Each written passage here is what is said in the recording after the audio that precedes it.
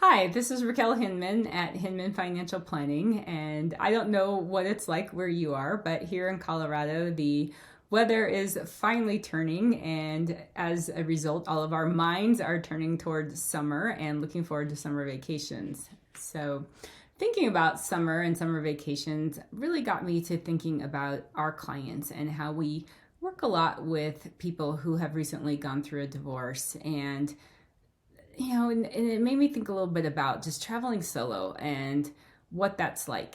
And, I got divorced in 2018, and one of my big goals when I got divorced was to start traveling. I have done very, very little traveling in my life, especially internationally, and that became really important to me.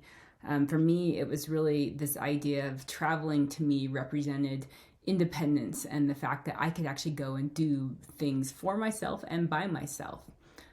So anyway, it got me thinking about some of the big issues with traveling and traveling solo, especially for people who've just come out of a divorce and possibly a gray divorce and might be intimidated by the idea of travel.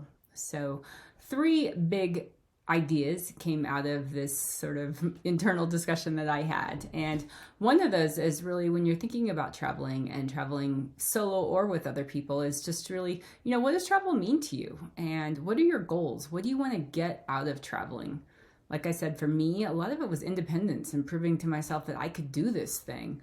Other people just might want to go and see the world or want to go to a specific place, or maybe traveling involves seeing family that you haven't gotten to see for a while. But I do think it's really important to you to think about what is it you want to get out of travel. And then the second item that's always big on the minds of us financial planners is, what is your budget for travel? So I've actually set up an annual budget that I think is realistic for my goal of doing 1 international trip each year and several small kind of weekend or camping or fun trips. So, I set up a budget and I automated savings into a special account just for travel and vacations. Kind of along those lines though too is thinking about rewards and travel and credit cards. And there's a lot of resources on the internet, so I'm not going to go into a lot of details about that. But I do think that when you're thinking about traveling for the first time again, or traveling as a solo person, thinking about just, again, the budget and do you want to make the most rewards and travel credit cards? And if so, doing a little bit of research to figure out the one that's best for you. And the third thing is really just who's your community? And I think it's really important, especially if you're intimidated about the idea of traveling or traveling alone or how it might work as a divorced person. There's a lot of community resources out there.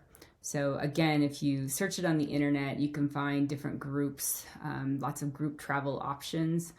I'm a Facebook person, and there's also several Facebook sites that are geared towards people who like to travel. So I belong to one that's called I think it's Women Over 50 Traveling Solo. And it's just an absolutely wonderful site for, older women. Many of them have just gotten divorced, but through that community, I think people have found travel companions even. They've made great friends, but having people that you can, people share their experiences and talk about their travel. They offer tips on how to stay safe while traveling. They post pictures of where they've been to just give you ideas. And I think they do a lot to help people get more confidence around traveling. So I do really recommend that you find your community. Again, it could be a Facebook site, it could be a meetup group. I know REI hosts different groups that do travel. So I think there's a lot of ways to do that, but I think finding your community can really help. They can also help you just, another thing is logistics. So just helping you with the idea of like trying to figure out what's it like to travel to different places and where do you go.